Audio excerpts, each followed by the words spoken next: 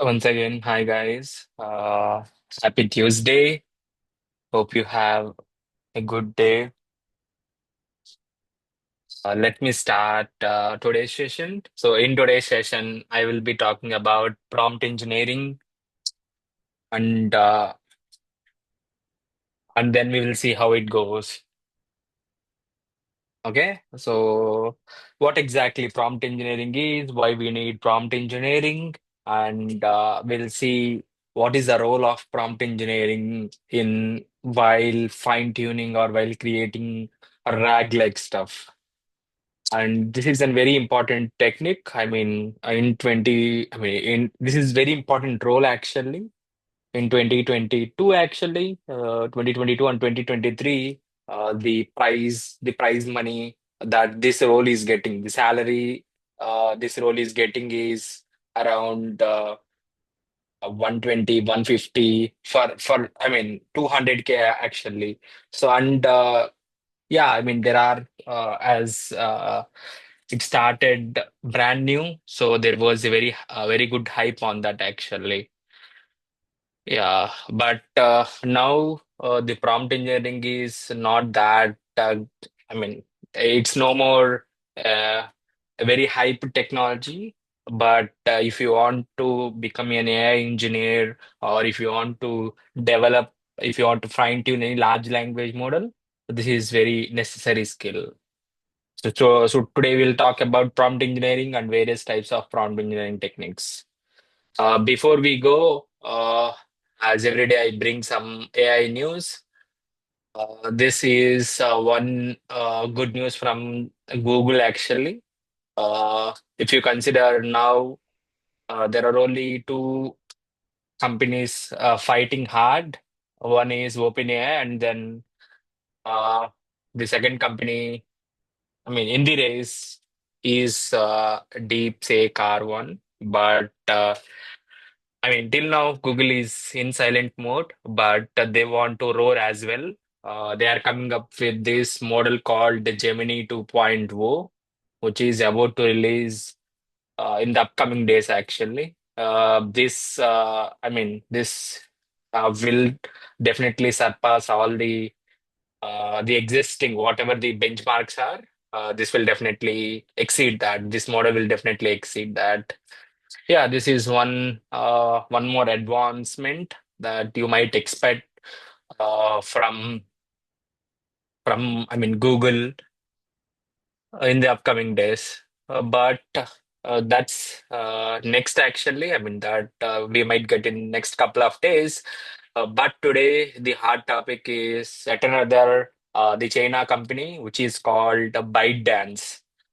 All these are one is DeepSeek, which was in news for DeepSeek R1 model. I also introduced you to one more China company called Alibaba.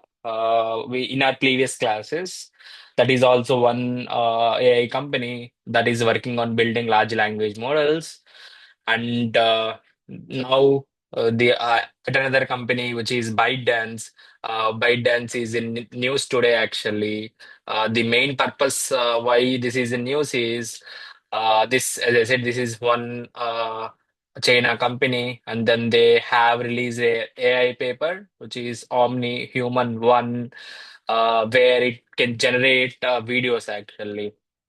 So if you can see this, this is a video that is generated by their model, which is very realistic. And then there was a couple of other videos where you can just have a look onto that. But day by day, as I said, we are progressing. See, these are very realistic compared to other models. If you can see, this is performing so well, so good actually. And then you know him, he is an NVIDIA CEO. He is rapping something, rapping a song actually. Yeah, you can go through this link, and then you can check a few other advancements in ByteDance as well. Yeah, let's start our today's session. Today's session is about prompt engineering.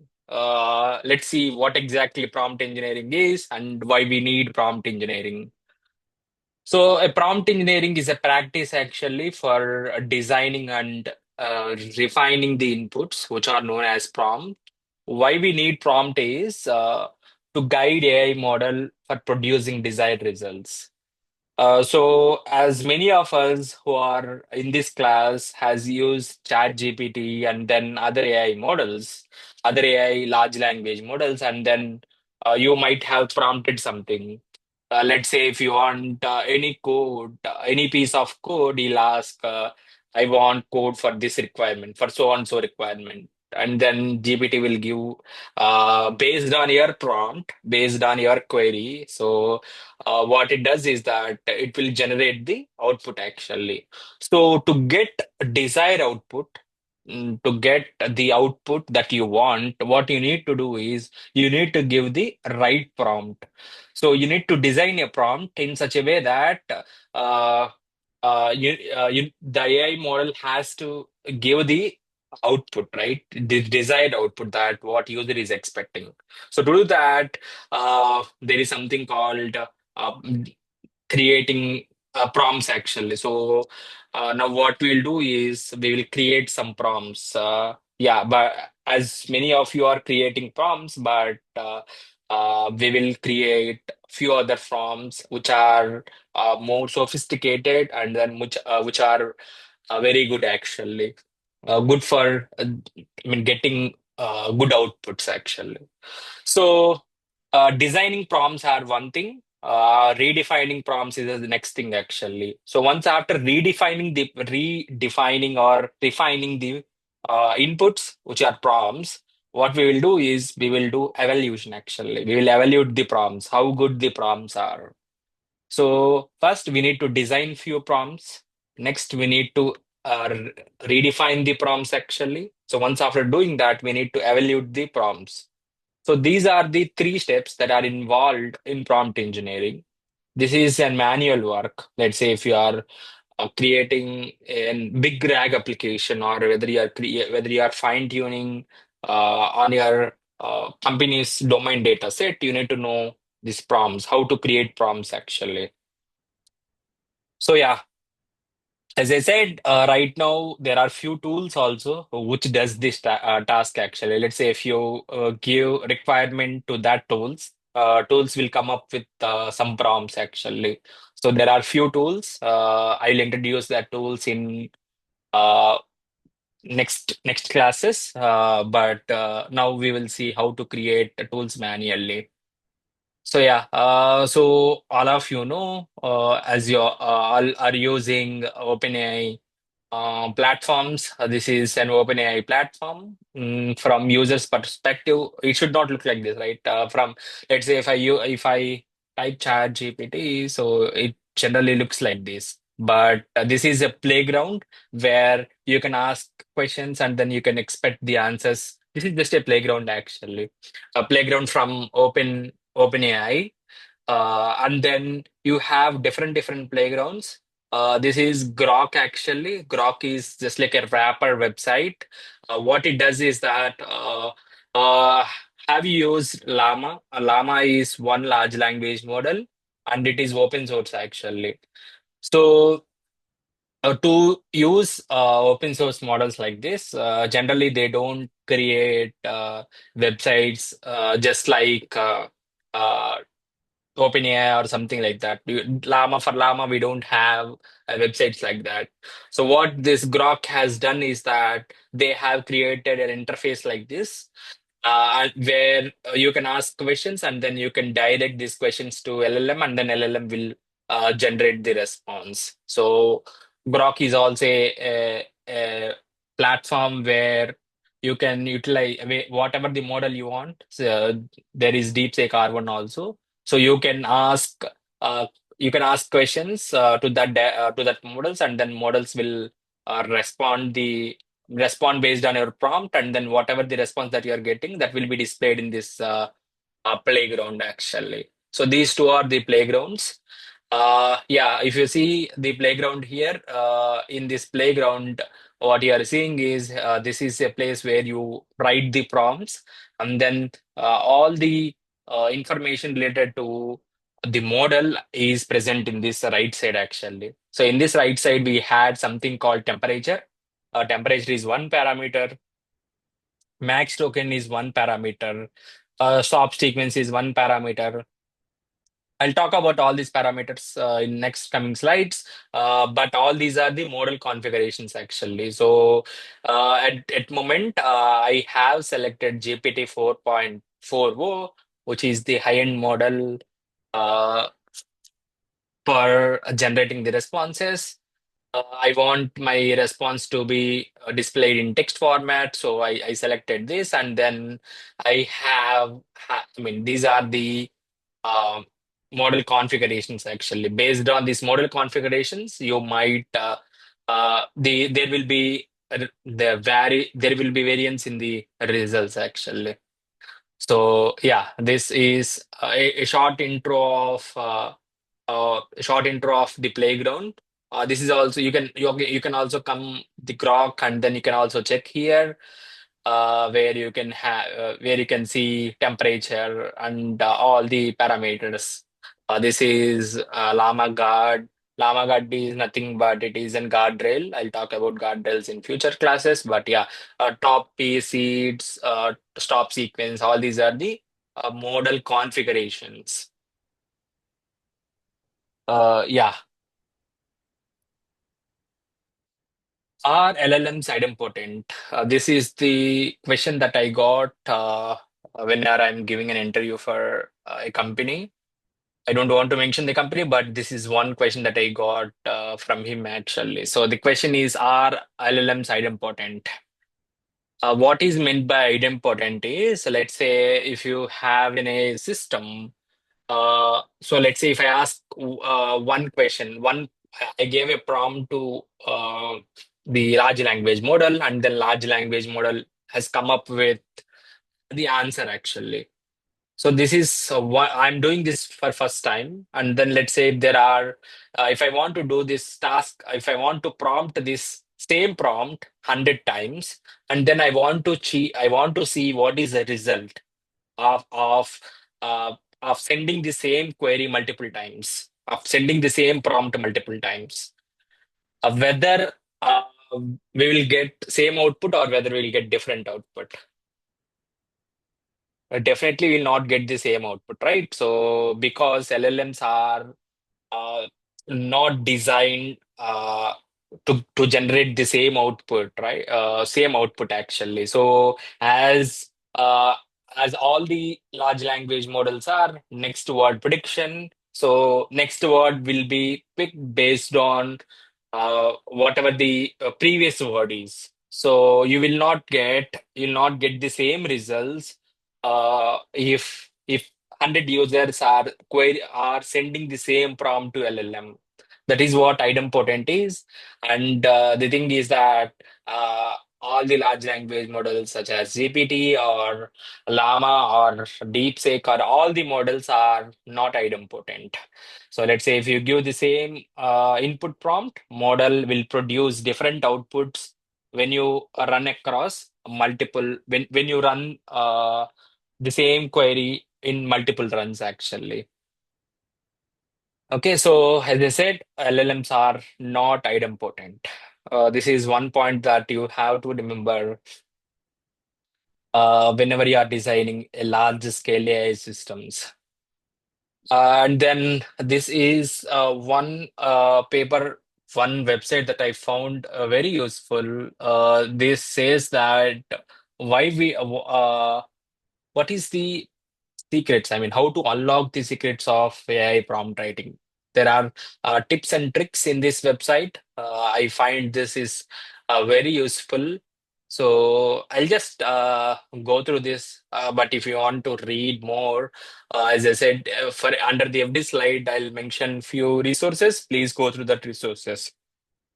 So here, uh, what are the tips and tricks whenever we are designing some prompts?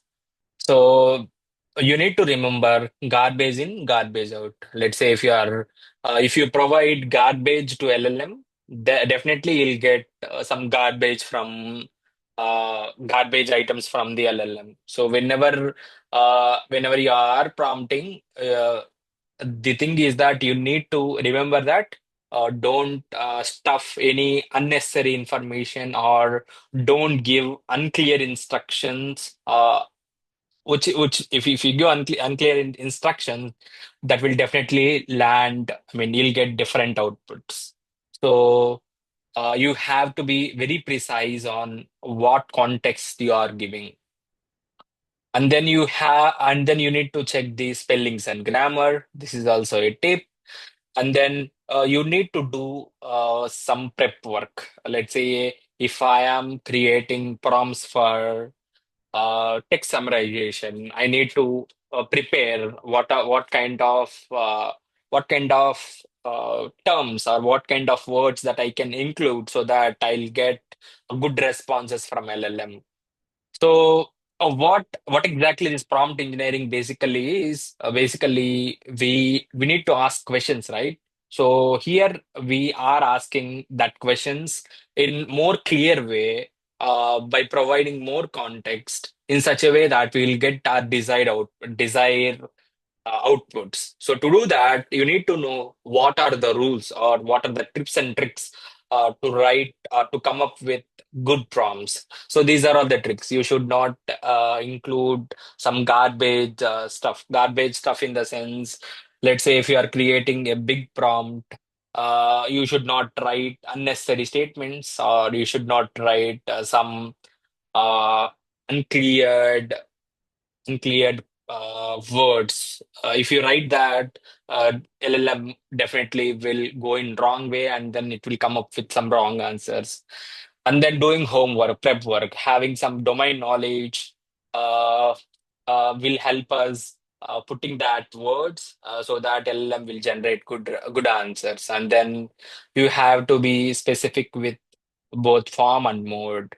Uh, yeah, I mean, so here you let's say if you are writing a prompt for let's say if you are writing prompt for something, you need to know what you are writing. Let's say if I want to uh, write a prompt for coding something. So I will ask, I'll write prompt with some words. Let's say if I want to summarize the text, I will use words such as summarize, or I'll ask them to I'll start prompt like this by saying uh, summarize the entire paragraph in 4 lines. So if you write like this, you'll get output in one way. If you plainly write summarize this document, you'll get the output in different way actually. So as I said, you need to know what form and then mood. Uh, See here, uh, you have to tell, I mean, let's say, see, if you are doing any reasoning kind of problems, then you need to give something like, tell me step by step, so that, uh, or let's ask LLM to think step by step so that it will come up with some good answers. And then if you are having some resources, you can provide also the resources to LLM so that it will not make more mistakes actually. And then context is a key, as I said. We'll talk about this context in upcoming slides. You need to provide good context so that LLM will generate more in clearer way actually. And then you need to know the limitations of that words also, what it is good at, what it is not good at. Yeah, these are all the some, as I said, tips and tricks. This is website where you can also follow that. As I said, let's talk about the parameters now. Let's talk about the first parameter, which is temperature. So let's say if you place temperature to be 0, so let me share my screen. Temperature is just it controls the randomness of the model output, which means that let's say if you are having if the temperature generally lies between 0 and 1 actually. So I am passing this is LLM. So you will pass your You are not prompt. sharing, Sekhar. I think I see blank screen. Okay, just give me a moment, guys. Okay, bye, Ali. Yeah, now we can see. Okay, okay, sure, guys. Now, are you seeing my We are iPad? seeing this one now, the prompt and Yes. LLM. Yeah. Yeah, prompt and Yes. LLM. Okay, got it. So what I'll do is, what generally we do is I'll pass my prompt, whatever the prompt I have, I'll pass that to LLM. And then what LLM will do is LLM will come up with output, right? LLM will come up with output. So you need to know what are modal configurations or what are LLM configurations so that you'll get good responses. So right now we Because are talking about this prompt, designing prompts, and then how to efficiently give the prompts to LLM so that we'll get good results. So now I'll talk about model configurations. in the prompt you get the value or just like, It is um, just like a question. You are whatever the, let's say if you want to write a code for generating prime numbers, what would be your prompt? Your prompt would be write a Python code in Python for generating prime numbers. This is your prompt, but this prompt is not efficient. So you can refine that prompt actually. So prompts are nothing but a plain English text. But what we generally do is, let's say if you are designing use cases at this moment of time, you need to know how to create prompts for that use cases. I'm talking about that kind of prompting where I mean, if I talk about in next few slides, you'll get to know this prompting in better actually. Okay, but let's talk. I'll talk about these prompts in detail in next coming slide. Oh, let's talk about and what exactly the LLMs are. So in model configurations, one is temperature. What exactly the temperature is? So uh, let's say if you want output to be more creative, uh, if you want output to be more creative, what we generally do is we'll make temperature to be one. If if let's say if I am generating any factual basis, I mean if I am uh, generating any facts, then what I'll do is I will make my temperature to be zero. So, so if your model want to generate more creative answers, then you'll make temperature to be one. If your model wants to make any factual information, or if it needs to generate something from documents, or if it want to be factual, or if we need to get some information from that document, what we need to do is we need to make temperature to be zero actually. So what temperature talks is, it talks about the randomness. It talks about the randomness of the output that LLM is generating. So if you want answers to be confined to your document, or if you want answers to be from your database or something like that, you'll make the temperature parameter to be zero. If your answers want to be more creative, if your answers don't want to be from your document, then what you'll do is you'll make temperature to be one. Okay, so let's set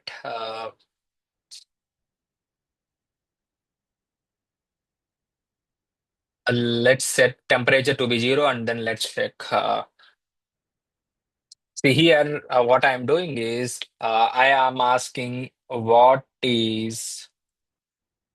I'll just ask sky is. Okay. So I'm just asking sky. This is my prompt. My prompt is sky is. I want to keep temperature to be one, and then I'll run this actually. So if I have temperature to be one, what I am getting is, it is saying sky is blue, sky is the limit, sky is cloudy, sky is clear, sky is gray. I'm getting all this way. So if I make this temperature to be 0, and then if I ask sky is,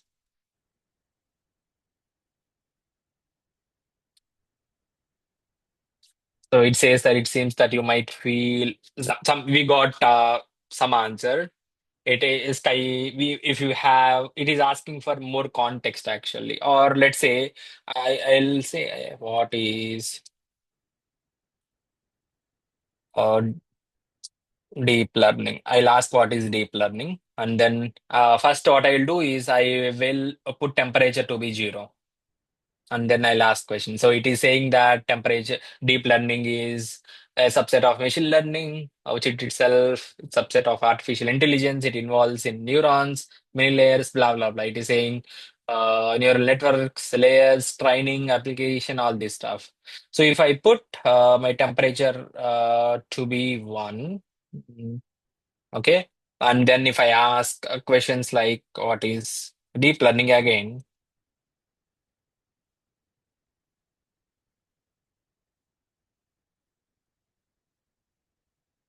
So yeah, I mean now whatever the response that you are getting, you will get. What is this language? See, we are getting some crazy language, but yeah, what temperature does is that it will get you'll get the responses in more creative way. Actually, it will not confine our outputs to particular thing. What it does is that it will take a few other results actually.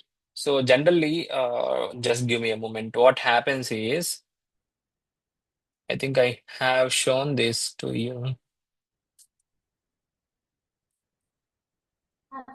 Shekhar, for every Mhm, single query, it seems to be taking a good amount of time, at least a few seconds, right, for each mhm, query. So the mhm. latency is about, it's going into some seconds, starting from anywhere between 4 seconds to 10 seconds or above, depending on Yeah, what we're asking for. So, yeah. is there a way we can know like how much data is being processed behind the screens, like the volume of data that is being analyzed? For answering any question. Typically, what's the average size of data that's getting analyzed? It depends on the question, and then I mean, as I said, data will be huge. So I mean, to generate as these large language models are, I mean, we will be having huge data.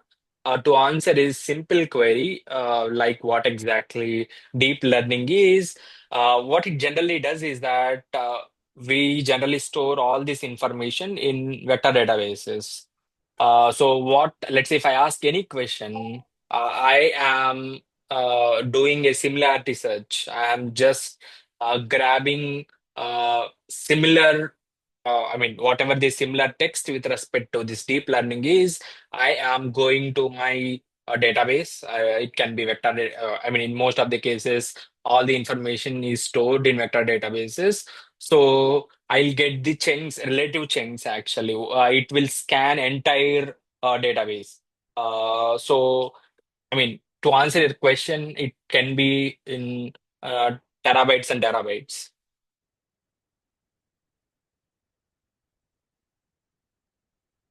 Hope that answers your question, Nanda. So here, what I mean to say is that as I mean, it not only the process. Uh, we don't have a subset of data centers actually. So uh, most of the data is not divided there actually. So all the data is stored in an entire big data center, and then whatever the query is, I will do the similarity search behind the screens, and then I'll get the relative chunks with respect to my prompt, and then whatever the relative chunks are. Uh, I will I'll pass that relative change to LLM, and then LLM is getting the response actually. That is the reason why it is taking more time as we are doing that similarity such thing. Yeah, one follow-up question, Mm-hmm. right? Let's say Mm-hmm. like there are some thousands of users or even more number of users that may be querying an LLM, Mm-hmm. Llama, for example, right? So if Okay. from Dallas, Texas, if I ask a question and somewhere in a different place of the globe, somebody else might ask the same question or maybe very close to that, which could potentially get the similar answers, right? So in that case, are these responses, queries and responses getting cached anywhere in the CDN? Oh, yes. Or, I mean, most of the big companies does this actually. So all the, let's say if there are, if users ask any question, they'll store that in a cache memory, and then whatever the, let's say if any user asks the same kind of question, he might, I mean, the model might get that response in first go. But I mean, it will not generate the same response actually. Even though it stores questions in the questions and answers uh, in the cache, it will not directly give that answer actually. It will yeah, I again, mean, it takes as context. that is right. I mean, processing from the cached data versus getting the data from the data lake and then processing Hmm. that does make a difference in terms with respect to the latency, right? So I was Yeah, yeah. trying to get there. Yeah, it makes the difference, but all the I mean, text generation models, all the large language models, I mean, pretty much they are. I mean, it depends on the location. It depends on the type of question that we are asking. Yeah, I mean, they are also, I mean, as I said, as right now in my current company, we are also storing all the user-generated responses in our cache, and then we will check that cache before we send that query to LLM actually.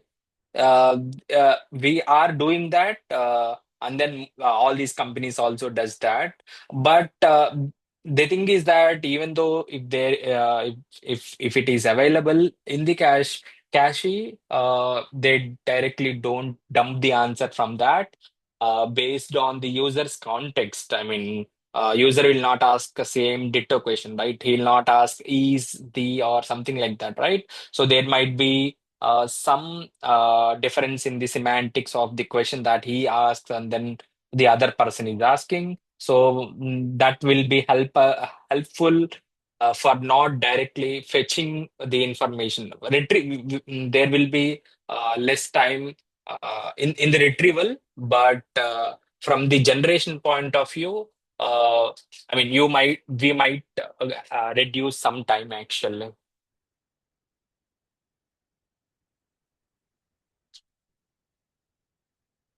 Do you have any questions or? I mean, if you don't clear the cache, it will reduce the time. That's what I mean, the output time.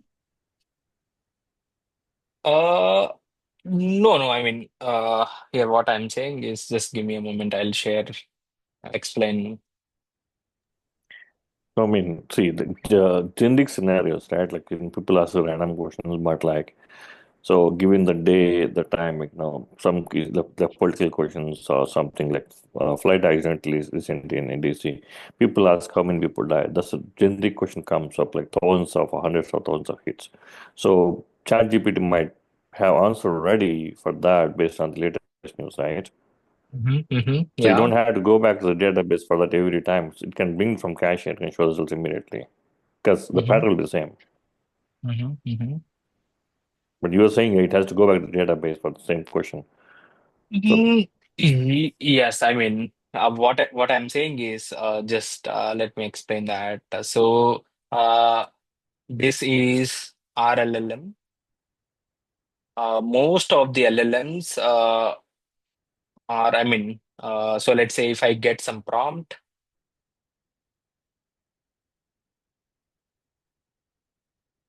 I'll get the output actually. So here, whatever the output that the user is generating, uh, I mean, most of the companies use cache, and then all the information is stored in the cache. Even though the information is stored in the cache, what it does is that instead of instead of doing the this business, searching whether the query, we might be, user might be asking same question or different question, irrespective of that. What this models does is that w- we will pass this information as an additional context to our question. I'll talk about what exactly the context is, but this is your prompt. And then what generally these people will do is that they will take this as a context, and then they'll pass this additional context and then prompt to LLM, and then they'll generate the responses. Uh, yeah, this is what generally all the companies are doing right now. Uh, yeah, they will not. It will not get. The Chat GPT will not predefinedly go to that cache memory and then directly get the answer, and then it will not display in one go. Actually,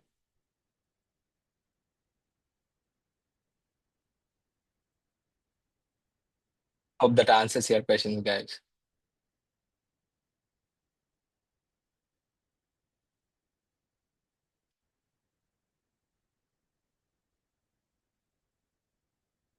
Yeah.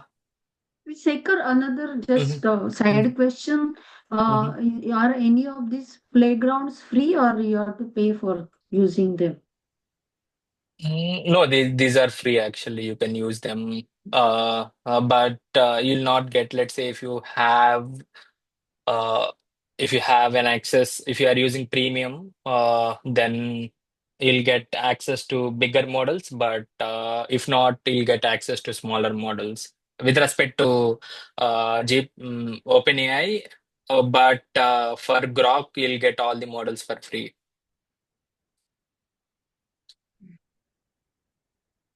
These two platforms are free, but within with inside that, what I'm saying is, you'll not have an access to GPT-4o or O3 Mini or something like that, because they are proprietary models. But inside Grok, you'll get all the models. Yeah, let's Hey, continue. Mhm, sir, I have a question. So all the mhm. models are they are all built using Python only, or they use any other languages also underneath? Mm, yeah, for building all these models, yeah, they use Python to build all these LLMs. Any reason for using Python only in specific Mm, other languages? Python, it's not like any reason as such, but Python has a huge variety of libraries that helps to process the data actually. With respect to images or with respect to text, there was a huge community that started, and then there was a huge trend. So as we are getting more and more frameworks, this is helping. All these frameworks are helping us to build uh, LLMs in this language itself. So if Okay. you take, if you want to process an image, just an image, if you don't have if you don't use libraries, you might need to write lines and lines of code actually to just detect something in the something in that image. Or let's say if you have a large state, large text, if you want to convert that large text into uh, into a vector, what happens is, as Python is very simple language, initially we don't need to bother about these syntaxes and all. So people started people started coming into this community. More people started coming here and then started building frameworks. So this helped us building all AI libraries. That is the reason why people are mostly developing in Okay. Python. So there are all these frameworks are like open source also?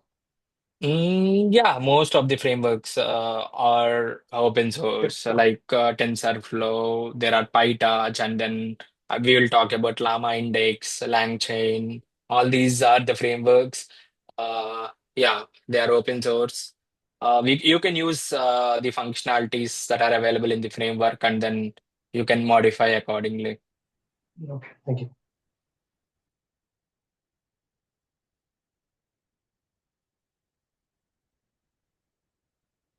Yeah, as I said, the purpose of temperature is to generate, to control the randomness. So uh, if you have a lower temperature, the output is more focused and deterministic, which means that the choose of the next words are the next words.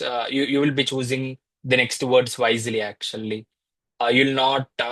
So what do I meant by that is I have an yeah. This is the website. Yeah. So let's say You're I'm not sharing the having. website. Are you not seeing a Transformer Explainer website? No. Okay, No, we just can give see the me. VS Code. And you're seeing my VS Code. Just Yeah, you're showing the ID actually. okay. Now. Yeah. Okay. Okay. So let's say if you see let's say assume that this is a transformer model. We'll talk about transformer in detail, but you are passing this statement: data visualization empowers us. Let's say if you give this statement, and then let's say if you pass this to our to transformer, and what transformer does is that transformer gives a set of next words, I mean next tokens actually to be generated, and then what happens is with the token you'll get the probability. So, based on this probability, so if you can see here, the probability of picking visualize is 23% for this statement, and then the probability for create is 11%, and then you can also see for identity better built, for these probabilities are very less actually.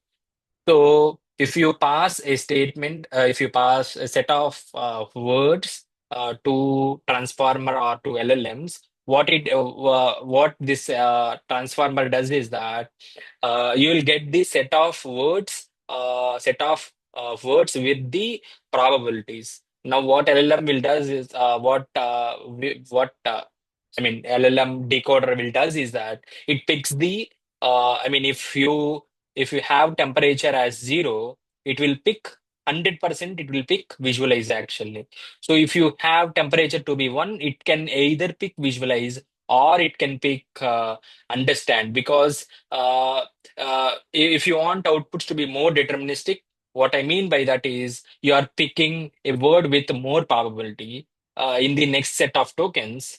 If you are having temperature to be 1, that means that you are picking the word with less probability, so that if you are picking the word with less probability, that means that which is more creative, and then sometimes you might not get the desired results. If you are looking for any factual information, if this temperature is high, you might not get the desired results. So if you are creating any articles, if you are a writer, you might put temperature to be 1. But let's say if you are working for a company, if you want to place anything, if you want to get the factual results, then you'll put temperature to be 0 or close to 0. And then there, as I said, we have one more parameter, which is top P. What top P does is that top P is the set of keywords actually. I mean, set of tokens. So, so as I said, for I mean, data visualization. I mean, data visualization empowers. Let's say there are 4 words, I want to generate fifth word. To generate this fifth word, I'll pass these four words uh, to my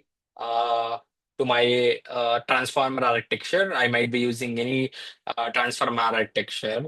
LLM generally, what LLM uses transformer, and then LLM has something called encoder and decoder. I mean, transformer generally has encoder and decoder. So based on the architecture, there might be change in number of encoders and number of decoders. And then for few use cases, you only use encoders but not decoders. Yeah, it depends actually, but that's not the topic. So as I said, if you pass these four words to transformer will come up with next words, and then and then you'll also get the for each word you'll get the probability. What is a So transformer? it is a model.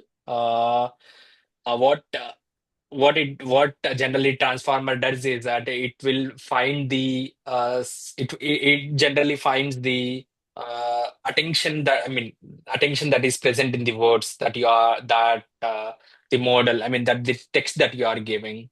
It will find the relationship between the words, so that it to generate the next word, we need the transformer model. Transformer is just like an artificial intelligent model where it generates in our use case, what it does is that it generates the next word. It generates to generate the next word. We use this transformer architecture. Uh, before generating the next word, what it does is that it generates a few words with the probabilities actually. So in a given line, it kind of reads the each word, put them in a Mm-hmm. sequence.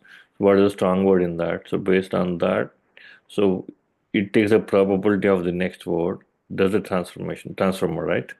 Yeah, that is vague. Yeah, you can say it is not the complete what completely the transformer does. Yeah, transformer does even more. Yeah, we will talk about transformer for a week actually. We had 7 classes for transformer. Transformer Okay, is a okay, very okay. detailed architecture that one need to know. We will talk about that in upcoming days. But what I want to show here is that I want to you guys know what are all these parameters, why all these parameters are important. That's it. We'll talk about this transform architecture in coming days. Yeah. So as I said, if you put temperature to 0, what it does is that it will pick the word with the most probability. But if you put if you put value, what I mean is, if you put temperature to be 1, then it might pick anything. Based on the attention. There is, in transformer there is something called self attention, and then there is something called multi-head. So multi-head attention, what it does is that it picks the word based on that actually. So yeah. So here what top P is, top P is set of words. You need to consider how many words do you need to consider in this set actually. So do I need to consider 100 words, or do I need to consider 50 words? So what top P says is that the top P is 0. Now LLM, the transformer architecture or LLM architecture will only consider the top 10 words actually. So if you set top P to be 0.1, then model considers only top 10 next probable words, and each probable word will be having some probability, right? And then if you have higher probability, which means that you are considering more words with less probability also. And if you are having if top p value is higher, as I said in the above case, uh, what happens is the LLM might pick any word, right? Based on the thing that you are writing. So temperature and top p are very crucial thing. So temperature tells us uh, whether to have creative outputs or not. And top P, what top P does is that top P is just the subset of words. How many words do we need to consider whenever we are generating the next token? And then there are a few other parameters. So they are something called max length. What max length does is that it will define number of tokens that need to be generated. So a model can keep on generating text, but let's say uh, if you want to have only specific number of words, we'll use something called max length. And then there are a few other parameters like stop sequences, where we are asking uh, model. Let's say if you use stop sequence parameter, the main two parameters are temperature and uh, top P, and then sometimes you might be using max length also. But only the two parameters that people generally talk about is that two. But all these are also the parameters that I want to mention. So yeah, what stop sequences does is that it instructs the model to halt generation upon encountering a specific sequence of characters. Let's say. mm After encountering this word, you can uh, you can you can ask the model to stop. So for that, you can have a list of words in the list, and then you can send that stop sequences list to LLM, so that let's say if LLM encounters any such kind of characters, you can halt there actually. And then there are two other parameters, just like frequency penalty parameter, and then presence penalty parameter, where frequency penalty parameter, what it does is that it discourages model to be repeating words actually. Let's say if you don't want words to be repeated in your generation, you want the frequency parameter to be very less. If you put it to be high, then words will be repeated in your generation actually. And then there is something called presence penalty, where uh, it encourages you to have that words or to introduce new concepts or new topics actually. So if you put this presence penalty to be high, then it will come up with some creative thing like dividing the entire topic into sections, subsections, something like that. So yeah, I mean, whenever you are creating use cases, these two will be the parameters. Uh, they are mostly used, and this is also used for cost constraints. Most of the companies they want generation to be limited to certain words. So yeah, they can restrict that with max length. But these are all also the sum of the parameters, but they are not widely used actually. Yeah, and then if you go for interviews, generally they'll ask what exactly temperature parameter is, and what exactly top is, and then they'll also ask what exactly max length is. They'll ask about these parameters actually. Yeah, now let's deep dive into what exactly prompt engineering is. So prompt engineering, so generally, if you ask any question to GPT, what you generally do is you'll just ask one question. As GPT is more smart enough, you don't need to write all this stuff like what is an instruction, what is the context, what is the input, and then what is the output indicator. You are, I mean, whenever you are asking any questions to LLM, you are not following all this stuff. You'll just ask your question, right? Let's say you want to find, in the right side, you can see this example. Let's say if you want to find text actually. So, what is the sentiment of this text? Which means I think the food is okay. So, this is the text. And then let's say if you want to find the sentiment, you will not give a question like this, right? Classify this text into neutral, comma, negative, or positive. the text is this, and then I want the sentiment. So you'll not ask like this whenever you are prompting to LLM, but let's say if you are creating, mm, I mean, end-to-end applications, you might need to know all these terms actually. So instruction, it is just instruction is this is the expected output actually. So you are asking, you need to write some set of instructions for, I mean, for doing all this stuff, and then you need to provide the context. I'll talk about this context. Context is very important thing, a very important keyword. In entire AI actually. So in people talk about this context, in context learning, all this stuff. I'll talk about this context in upcoming slides. Yeah, but this is very important. This is input. For this input, you want the sentiment. Sentiment is output actually. Sentiment indicator. So if you don't write sentiment also, as LLMs are smart enough right now, that will give actually. So you don't need to mention it as text.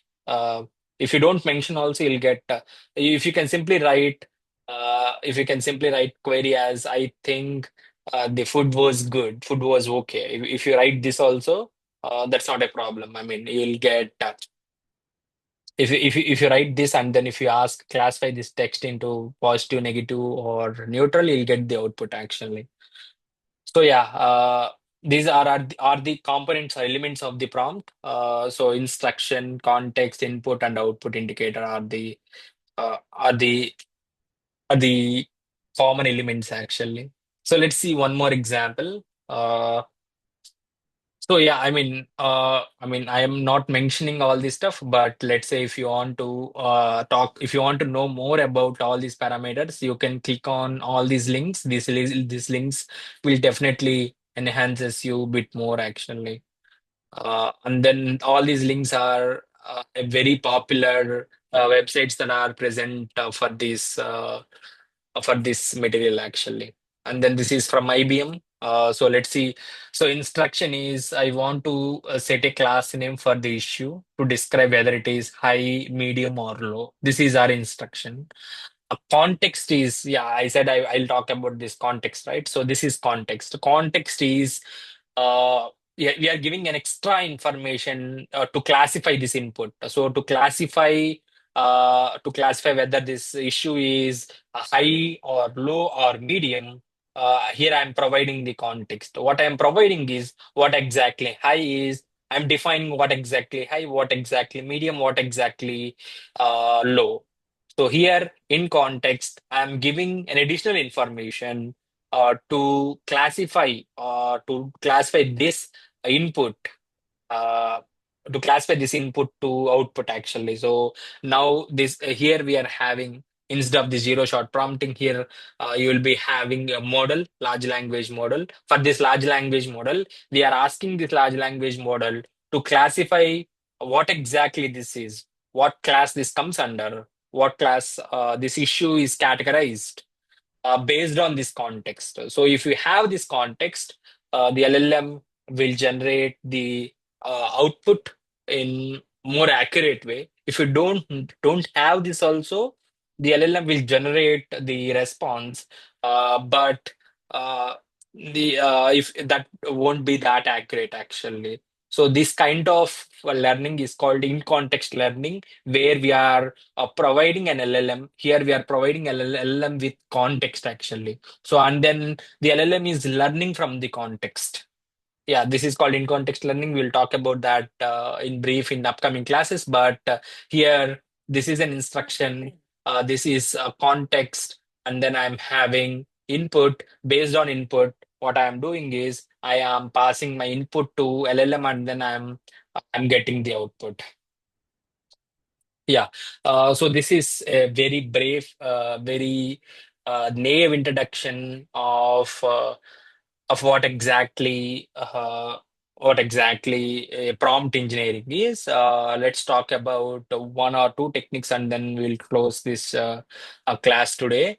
The first technique is zero shot prompting, where what zero shot technique prompting does is that you'll simply in this zero shot prompting technique, you'll ask a question or prompt to a LLM, and then LLM comes up with answer actually.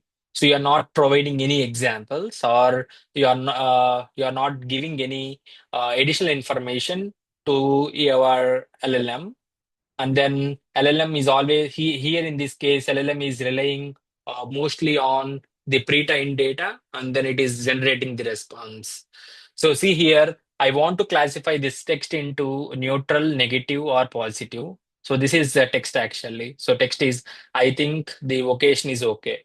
So if you pass this comment to LLM, LLM will comes up with something called neutral. So you can also go and test it right now. See here, I want to use DeepSeek model. Here, you can write it as classify the below text as positive or negative.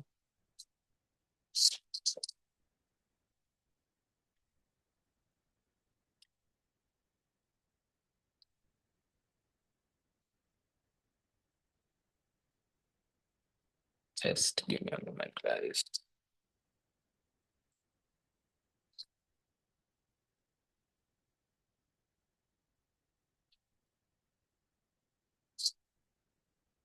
Okay, so yeah, negative or neutral. So here I'm giving my text as the trip is okay. And then I want the output. You You misspelled can write the it as output or sentiment. What? yeah, you misspelled the neutral one.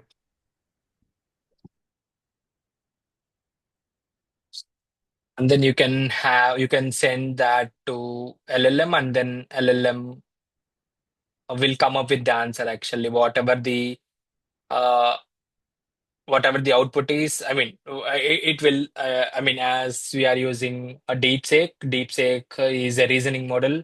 First, it thinks for a while, and then it says that the answer is neutral. Okay. But does it? Oh, Uh, hang on. okay. Question is there, like, you put the word.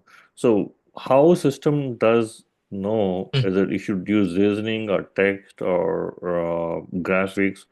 So based on the text itself, it can uses, like, what machine or what algorithm it should use.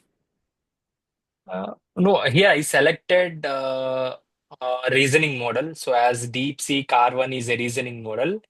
Okay. So here I'm selecting manually, and then I'm passing my query to this LLM, and then LLM is as this is the reason model, it is the reasoning first, and then later it is giving the answers. Okay. Yeah. You get to manually select every time instead of system picks up its own. Here, I mean, this website, I mean, here in this playground, what I'm doing is generally I'm selecting all these versions, and then, I mean, you need to know, as I said in my first class, I have, first or second class, I have given you, and then compared you different models. There I have said you, so some models perform good on something. Let's say if you take, I mean, O3 Mini, GPT O3 Mini, that is a model which is very good for code generation. Let's say if you are working on terminals or something like that, if your work is mostly on doing that code generation thing, you might use such kind of models. Let's say if your models or agents need some kind of reasoning before it answers the query, then you need to choose some reasoning models. It can be O3, it can be O1, or it can be DeepSeek. So you have to choose your based on your requirement. You have to choose what LLM to use. That is what I said that in my first class. So I think I have also provided the link for to compare, which compares all the LLMs. Okay. Yeah, I mean, so this is, I mean, you are just passing your prompt to LLM and then LLM is giving the response. So here, this is called zero shot prompting because you are not giving any examples. Okay, you are not providing any extra information. You are just passing a simple prompt. You're just passing one statement and then it is giving the response. The limitations of zero shot prompting is, I mean, the drawback is that model doesn't have enough context actually, or it is uh, the for a specific task, it might not have some examples. So I mean, I think this occasion vacation is okay. Sometimes, there might be some sentences which might have double standards. What I mean by that is it can be positive or it can be negative. So in that cases, you need to have, if you have some examples, then that would be great actually. So if you provide some examples, then it is called few shot prompting. So before we provide before we ask any question, let's say what a horrible show. This is for this question, for this text, I want to ask what kind of sentiment it is. To ask for this output, what we will generally do is we will give few examples. So we will give few examples like this is awesome. This is awesome is uh, I think this is. I mean, please ignore whether it is positive or negative, but what I mean is here, mm, we have to provide the exact sentence with the output. Let me share my use case that I'm gonna talk in future.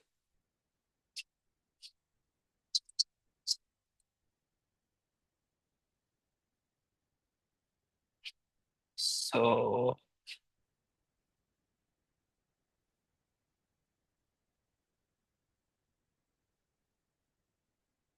So see, this is the use case that I'm talking about. So in this use case, let me show you a prompt actually.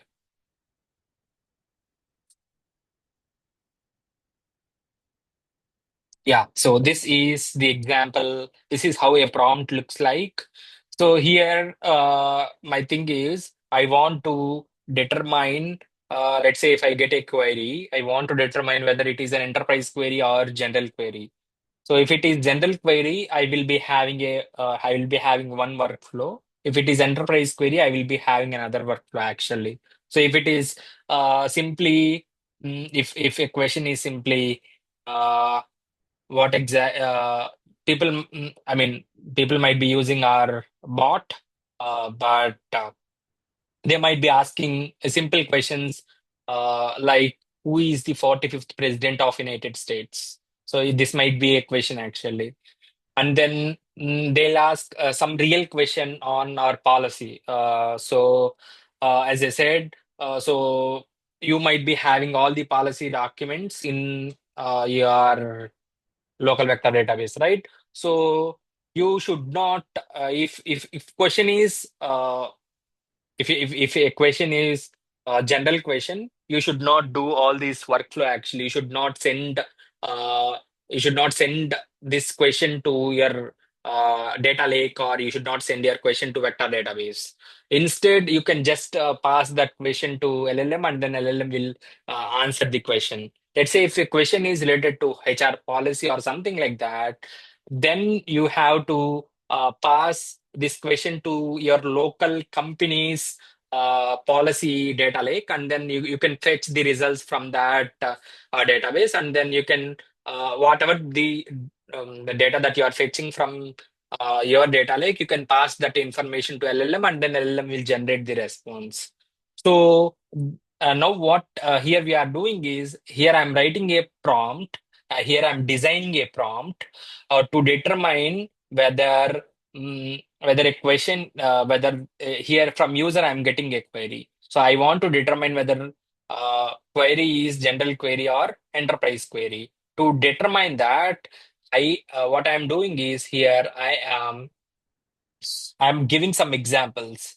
So here, these examples will help the LLM to identify this query is uh, enterprise query or the normal query actually. So if you don't provide this information, if you don't provide all these if you don't provide all these examples, there might be a high chance that LLM might classify the non I mean the enterprise question, or it might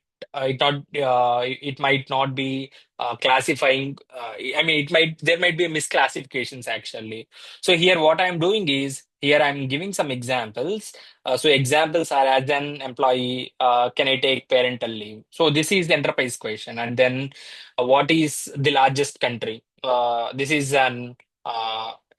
general question, right? So here I'm giving what exactly the examples for enterprise question and then general question. And then I'm also declaring what exactly enterprise term is and what exactly the general term is. So yeah, so here what what we do in few short learning is we will give few examples, just like the sentiment case. So in the previous sentiment, in the previous example, what if you are using zero shot prompting, in zero shot prompting, we generally don't provide any examples. If you don't provide any examples, or if you don't provide more information, or if your task is as I said in our the task that I'm sharing. So in some situations, you need to provide the example so that LLM will know what exactly enterprise is, what exactly general is, such that LLM will classify whether based on a query, LLM will classify what exactly the text is.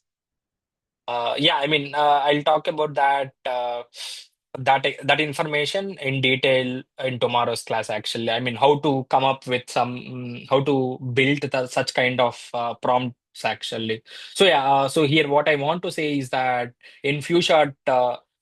In few short prompting techniques, what we generally do is we will provide few examples which are input output pairs, just like this. I mean, this movie is awesome, this is bad, this food is bad. I mean, if you are building, if you want to know the sentiment, this is awesome, this is bad. So this is input and then this is output. You'll have input output pair, and then now you are asking what is the type of what type of sentiment is this for this input, based on the previous examples.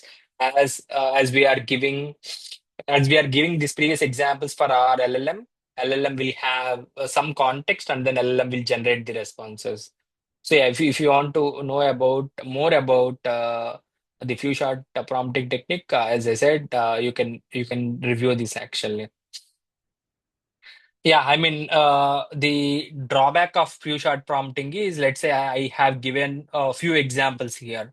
See here, my task is to I want to find, see, the odd numbers in this group adds up to even number.